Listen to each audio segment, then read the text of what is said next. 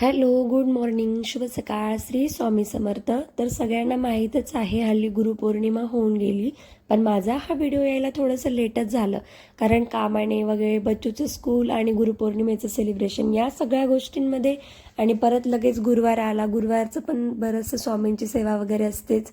तर या सगळ्या धावपळीमुळे मला व्हिडिओ एडिटिंगला वेळच नाही भेटला आणि माझे स्वामींचा हा गुरुपौर्णिमेचा दिवस कसा साजरा केला किंवा गुरुपौर्णिमेच्या दिवशी मी घरी गुरुपद कसं दिलं हे सर्व तुमच्यासोबत शेअर करायचं राहूनच गेलं. तर आजचा छोटासा व्हिडिओ स्पेशली त्यासाठी आहे, त्यामुळे व्हिडिओ शेवटपर्यंत पाहायला अजिबात विसरू नका. दिवसाची सुरुवात छान अशी मस्त फ्रेश पूर्ण घर स्वच्छ करून आंघोळ वगैरे करून केस वगैरे धुवून घेतले आणि नंतर दरवाजा स्वच्छ पुसून दरवाजावर स्वस्तिक काढून घेतला. आणि आता वेळ आहे सगळ्यात आवडती गोष्ट करण्याची, ती म्हणजे उंबरठा पूजन करण्याची. तर उंबरठा पूजन केल्याने फक्त आपल्यालाच नाही तर आपल्या मनाला सुद्धा खूप जास्त प्रसन्नता वाटते. जेव्हा जेव्हा आपलं लक्ष आपल्या घराकडे किंवा घराच्या चौकटीकडे जातं तेव्हा तेव्हा आपल्याला खूप जास्त छान वाटतं. बाहेरचा पोर्च पूर्ण क्लीन करून पुसून स्वच्छ घेतला. उंबरठ्यावर हळदीचं हलकंसं लेपन करून घेतलं, कारण डार्क लेपन त्या ब्लॅक कलरच्या चौकटीवर दिसणार पण नाही, म्हणून हलकंसं लेपन केलं. आपण आपल्या आवडीनुसार नक्कीच करू शकतात. नंतर छोटीशी आणि सिंपल सुंदर अशी रांगोळी काढून घेतली. आपण आपल्या घराचा उंबरठा किंवा चौकट नेहमी आकर्षित ठेवली पाहिजे. असं म्हटलं जातं की आपल्या उंबरठ्यावर लक्ष्मी वास करते आणि लक्ष्मीला प्रसन्न ठेवणं नक्कीच गरजेचं आहे. आपण असं केल्याने आपल्यावर लक्ष्मीची कृपा होते आणि आपल्या घरात नेहमीच भरभराट होते. नंतर आपल्याला रांगोळी वगैरे काढल्यानंतर चौकटीला दोन्ही साईडनी हळदी कुंकुम लावून फुले अर्पण करून घ्यायची आहेत. मी आता सुद्धा तुम्हाला तेच म्हटलं की लक्ष्मी वास करते, मग लक्ष्मीला फुलं अर्पण नक्कीच केली पाहिजे. दिवसाची सुरुवात किंवा घरातील सण वगैरे असेल किंवा कुठली पूजा जरी करायची असेल तर पूजेची सुरुवात आपण आपल्या चौकटीच्या पूजनापासून उंबरठा पूजनापासून नक्कीच केलं पाहिजे. मी या गोष्टी लहानपणापासूनच पाहत आली आहे, त्यामुळे मी सुद्धा तसंच करते. सकाळी उठल्यावर माझं सगळ्यात अगोदरचं काम ते म्हणजे देवपूजा करणे. तसंच आज सुद्धा गुरुपौर्णिमेच्या निमित्ताने छान अशी देवपूजा करून घेतली आणि नंतर घेतलं जे गुरुपद द्यायचं आहे किंवा जे एक दिवसीय श्री स्वामी समर्थ चरित्र सारामृत करायचं आहे त्याच्या पूजा मांडणीला सुरुवात केली. तर पूजा मांडणी कशी करायची, एक लाल कलरचं वस्त्र अंथरून घ्यायचं, त्यावर त्रिमूर्तीची श्री स्वामी समर्थांची फ्रेम ठेवायची, नंतर त्यावर एक छोटा पाट ठेवायचा आणि नंतर निरंजनाची पूजा करायची. कुठलीही पूजा किंवा ग्रंथ वाचन करायचं म्हटलं तर आपल्याला सुरुवात निरंजनाची पूजा करण्यापासून करायचं. तर निरंजन पूजा करायची कशी, निरंजनाखाली थोड्याशा अक्षदा टाकायच्या आहेत, तांदूळ टाकायचे, नंतर त्यावर हळदी कुंकुम टाकायचं, निरंजन ठेवायचं, परत निरंजनाला हळदी कुंकुम लावायचं, आपल्या डोक्याला हळदी कुंकुम लावून घ्यायचं आणि निरंजन लावून आपल्याला निरंजनाला नमस्कार करून आता या पूजेला सुरुवात करायची. तर आज गुरुपौर्णिमेनिमित्ताने तसंच एक दिवसीय श्री स्वामी समर्थ चरित्र सारामृत करायच्या निमित्ताने आपल्याला स्वामींचा सुद्धा पंचामृताने अभिषेक करायचा आहे. त्यापूर्वी म्हटलं चला घरातील पॉझिटिव्ह वाईब्स येण्यासाठी आपण छान असं धूपदाणीमध्ये धूप लावून घेऊयात. आपण कुठलीही पूजा करता वेळेस जर अगोदर धूप लावून केली तर घरात सुद्धा अतिशय प्रसन्न वाटते आणि आपला मूड सुद्धा खूप जास्त फ्रेश राहतो. आणि तसंच माझं सुद्धा आहे, मला धूप लावल्याशिवाय माझ्या दिवसाची सुरुवात होत नाही आणि मला फ्रेश सुद्धा वाटत नाही. त्याचबरोबर म्हटलं चला सगळ्या देवी देवतांना फुलं अर्पण करून सगळ्या देवांचं नामस्मरण करून घेऊयात. तसं तर आपण दररोजची देवपूजा करता वेळेस दररोज या गोष्टी करतोच, पण आज गुरुपौर्णिमेनिमित्ताने आपण सगळ्याच आपल्या आयुष्यातल्या गुरूंना सुद्धा नमस्कार करून घेऊयात. असं म्हणतात की श्री दत्तगुरूने त्यांच्या जीवनामध्ये 24 गुरु केले होते. तर आपण आपल्या आयुष्यामध्ये स्पेसिफिक आपले आई वडील जसं की श्री स्वामी समर्थ किंवा ज्यांचे जे गुरु असतील, कोणाचे दत्त गुरु, कोणाचे कुठले गुरु, तर आपण त्यांना आपलं विनम्रपणे त्यांची कृतज्ञता आपण व्यक्त करू शकतो. तर त्याच पद्धतीने आपल्या देवघरातील देवसुद्धा आपले गुरु असू शकतात. जसं की गणपती बाप्पा, कोणी विठ्ठल पांडुरंगाला गुरु मानतं, तर कोणी श्री स्वामी समर्थांना, असे बऱ्याच ठिकाणी कोणी मार्तंडला, जेजुरीच्या, तर कुठल्याही देवाला आपण मानतो. त्यामुळे तसंच सगळ्या देवांचं नामस्मरण करून गुरुपौर्णिमेच्या दिवशी स्त्री शुक्ल पुरुष शुक्ल या सर्व मंत्राचा उच्चार करून किंवा हे सगळे श्रोत ऐकून मोबाईलवर लावून ह्या सगळ्या गोष्टी आपल्याला करायचं आहे. त्याचबरोबर गुरुपौर्णिमेच्या दिवशी रामरक्षा तर नक्कीच ऐकायची, कारण रामरक्षेमध्ये आपल्या पूर्ण शरीराचं वगैरे व्यवस्थित हे ठेवा म्हणून देवाला प्रार्थना करायची असते. तर आपण आपल्या गुरूंना प्रार्थना करायची की माझ्यावर तुमचा कृपा आशीर्वाद असू द्या, किंवा रामरक्षेत ज्या काही गोष्टीचा उल्लेख केला आहे प्रत्येक तर ज्यांनी मराठीमध्ये रामरक्षा वाचली त्यांना नक्कीच माहीत असेल, मी वाचलेली आहे. तर रामरक्षेमध्ये आपल्या शरीराच्या प्रत्येक भागांना व्यवस्थित ठेवण्यासाठी प्रभू रामांना प्रार्थना केली आहे. तर सर्व देवांचं नामस्मरण केल्यानंतर जे मी म्हणलं पुरुष शुक्त, स्त्री शुक्ल, रामरक्षा वगैरे वाचल्यानंतर आपल्याला गणेश अथर्वशीर्ष, गणपती अथर्वशीर्ष सुद्धा वाचायचं आहे. आणि आता वेळ आहे स्वामींच्या पंचामृत आणि अभिषेकाची. तर अगोदर आपल्याला श्री स्वामी समर्थ, श्री स्वामी समर्थ या नामाचा जाप करत करत श्री स्वामी समर्थांना पाण्याने अभिषेक घालायचा आहे, जलाभिषेक करायचा आहे स्वामींचा. आणि याचबरोबर आपल्याला मानसपूजेचं सुद्धा नामस्मरण करायचं आहे, परत तारक मंत्राचं सुद्धा नामस्मरण करायचं आहे. अशा पद्धतीने आपल्याला स्वामींचा अभिषेक करून घ्यायचा आहे आणि नंतर स्वामींचा पंचामृताने आपल्याला अभिषेक करायचा आहे. पंचामृताने अभिषेक करते वेळी सुद्धा आपल्याला स्वामींचं सारखं नामस्मरण करायचं आहे. मानसपूजेचा आपल्याला प्रार्थना करायची आहे. जर मानसपूजा पाठ नसेल तर आपण फोनमध्ये म्हणून किंवा टी व्हीवर लावून सुद्धा मानसपूजेची आपण स्वामींना अभिषेक करू शकतो. मानसपूजेमध्ये स्वामीच्या अभिषेकापासनं, ताटापासनं तर नैवेद्यापर्यंत पूर्ण उल्लेख आहे.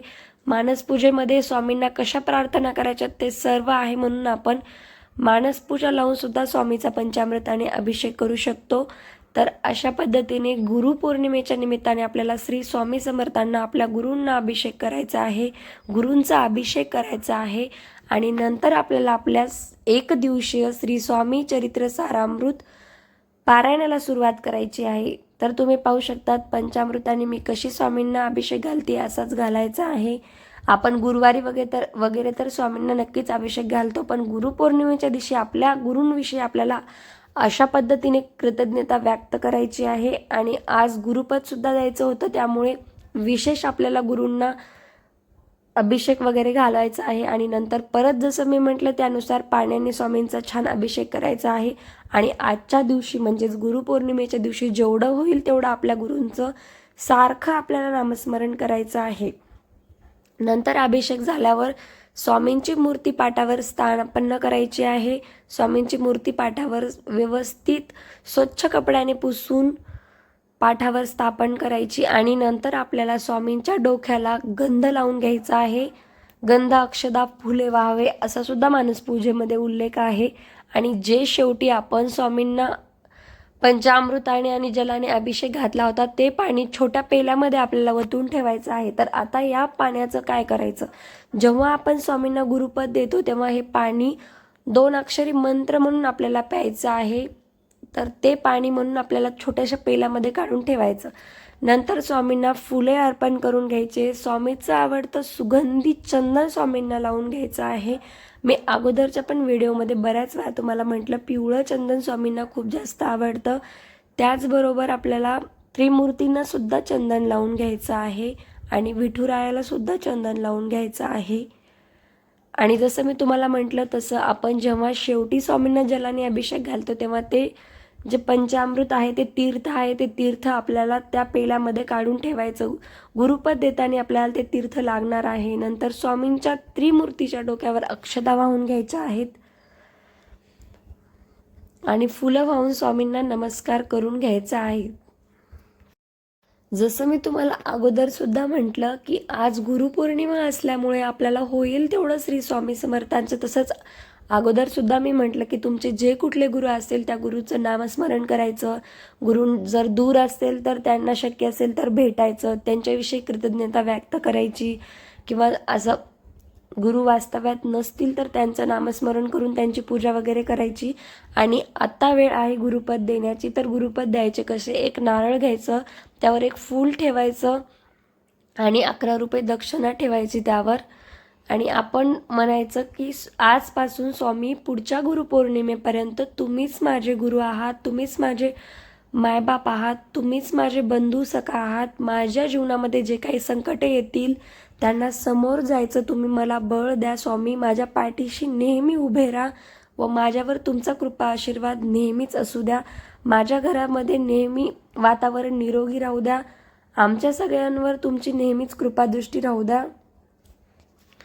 आणि तुमचा आशीर्वाद जसा आजपर्यंत माझ्यावर होता तसाच इथून पुढे सुद्धा राहू द्या. आणि तुमची सेवा माझ्याकडून नेहमी अशीच घडू द्या स्वामी. तुमच्या सेवेमध्ये अजिबात खंड पडू देऊ नका. तुमची सेवा मी जन्मजन्मी अशीच करत राहील असा मला आशीर्वाद द्या. आणि आज गुरुपौर्णिमेपासून तर पुढच्या गुरुपौर्णिमेपर्यंत 1 वर्ष माझ्याकडून तुमची दररोज गुरुपद घेतली आणि जी सेवा मी तुम्हाला म्हटलं आहे करते त्यानुसार तुमची सेवा माझ्याकडून करून घ्या. आणि तुम्ही तुमची ही सेवा माझ्याकडून करून घेतल्याबद्दल तुमचे खूप खूप आभार. किंवा आपण कुठल्या इच्छापूर्तीसाठी गुरुपद किंवा एक दिवशीय श्री स्वामी समर्थ चरित्र सारामृत करत आहोत तर ते सुद्धा स्वामींना सांगायचं आहे. आणि अशा पद्धतीने स्वामींना नमस्कार करून ते नारळ तिथे, श्रीफळ तिथे अर्पण करायचं आहे आणि स्वामींना परत एकदा नमस्कार करायचा आहे. अशा पद्धतीने गुरुपद आपल्याला द्यायचं आहे स्वामींना. आणि आता वेळ आहे ती म्हणजे तीर्थाची. तर तीर्थ प्राशन करता वेळी सुद्धा आपल्याला 1-2 अक्षरी षडाकारी मंत्र म्हणून ते तीर्थ प्राशन करायचं आहे. आणि अशा पद्धतीने आपण स्वामींना आपले गुरु बनवलेलं आहे. ते तीर्थ प्राशन करून स्वामींना नमस्कार. बऱ्याच जणांचा प्रश्न असा असतो की तीर्थ प्राशन करते वेळी म्हणण्याचा मंत्र कोणता. तर अगोदरच्या बऱ्याचशा व्हिडिओजमध्ये मी तो मंत्र सांगितलेला आहे, तरी सुद्धा अजून सांगते. अकाल मृत्यू हरणम सर्व व्याधी विनाशनम श्री स्वामी समर्थ पादुदकम तीर्थजठरे धार्याम्यहम शिरसाट धार्याम्यहम असा हा मंत्र म्हणून आपल्याला तीर्थ प्राशन करायचं आहे. आणि तीर्थ तर कुठलं आणि कसं ठेवलं हे तर तुम्हाला मी अगोदर सांगितलेलंच आहे. तर अशा पद्धतीने आपण हा मंत्र म्हणून ते तीर्थ प्राशन करून आपण आपलं स्वामींना गुरु बनवू शकतो.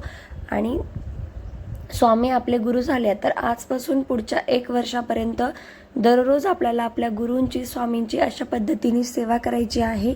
आणि आजच्या दिवसापासून आपल्याला जसं होईल तसं श्री स्वामी समर्थ चरित्र सारामृत वाचन करायचं आहे. शक्य असल्यास दररोज वाचन केलं तरी चालतं. गुरुपौर्णिमेच्या दिवशीसुद्धा मी अशा पद्धतीने वाचन केलं. आणि तुम्हाला ह्या व्हिडिओमध्ये स्टार्टिंगला तर मी सांगितलंच की मी 1 दिवशीय पारायण केलं होतं, म्हणून अगोदर मी गुरुपद दिलं आणि नंतर वाचनाला सुरुवात केली. जवळपास हे पूर्ण ग्रंथ वाचायला 1-2.5 तास लागतात. पूजा वगैरे सगळं करायचं म्हटल्यावर 3 तास. 3 तासामध्ये आपण पूर्ण 1 दिवशीय पारायण करू शकतो. तर अशा पद्धतीने तुम्हाला सुद्धा इच्छा असेल तर तुम्ही नक्कीच श्री स्वामी समर्थ चरित्र सारामृतचं पारायण करा. आणि अशा प्रकारे तुम्ही स्वामींना गुरु बनवू शकतात. तर आता आपण तुम्हाला सुद्धा इच्छा असेल तर आता तर शक्य नाही तर नेक्स्ट टाइम तुम्ही नक्कीच गुरुपद अशा पद्धतीने देऊ शकतात. अशा पद्धतीने स्वामींची सेवा करू शकतात. आणि बरेच जण असे सुद्धा असतात की त्यांनी गुरु केलेला नसतो. आणि माझं सुद्धा तसंच आहे की आपल्या घरच्यांनी जो गुरु केलेला आहे तोच आपण करावं असं काहीही नाही आहे. आपण हवं तर स्वामींना, दत्तगुरूंना किंवा श्रीराम प्रभूला कुठलाही आपण आपला गुरु बनवू शकतो. जे आपल्या मनात आपण ज्या देवांना मानतो, ज्याचं जास्त करतो, महादेवाचं वगैरे. तर असे घरच्यांनी जो गुरु केलेला आहे, जो महाराज वगैरे, तर तुमची श्रद्धा ज्याच्यावर आहे त्याला गुरु करावे. सगळेजण करतात म्हणून आपण तसं करू नये. आणि नंतर आपण श्री स्वामी समर्थ चरित्र सारामृत वाचन झाल्यानंतर एकदा स्वामींना नमस्कार करावा. आणि आता वेळ आहे आरतीची. मी सुद्धा अशी छान आरती करून घेतली स्वामींची. आणि गुरुपौर्णिमेच्या दिवशी अशी छोटीशी श्री स्वामी समर्थांची पूजा केली. अशा पद्धतीने स्वामींना गुरुपद दिलं. आणि गुरुपौर्णिमेची माझी ही पूजा अशी होती, 1 दिवशीय पारायण माझं असं होतं. छान आरती वगैरे करून घेतली, पूजा केली, गुरुपद दिलं, घरी सगळ्यांसोबत आरती केली. तर असा होता काहीसा माझा आजचा दिवस. आय होप तुम्हाला माझा छोटासा व्हिडिओ आवडला असेल. व्हिडिओ आवडला असेल तर लाईक, कमेंट, शेअर आणि माझ्या चॅनलला सबस्क्राईब करायला अजिबात विसरू नका. तुम्हाला असेच आणखी व्हिडिओ हवे असतील तर एकदा माझ्या चॅनलला नक्की व्हिजिट करा. तुम्हाला बरेचसे व्हिडिओ पाहायला मिळतील. आणि अजून असेच सणाविषयी वगैरे इन्फॉर्मेटिव्ह व्हिडिओ पाहिजे असतील तर तुम्ही माझ्या चॅनलला सबस्क्राईब करून ठेवा. प्रत्येक सणाविषयी तुम्हाला व्हिडिओ नक्कीच भेटतील. आणखी भेटूयात नवीन व्हिडिओसोबत. तोपर्यंत बाय बाय.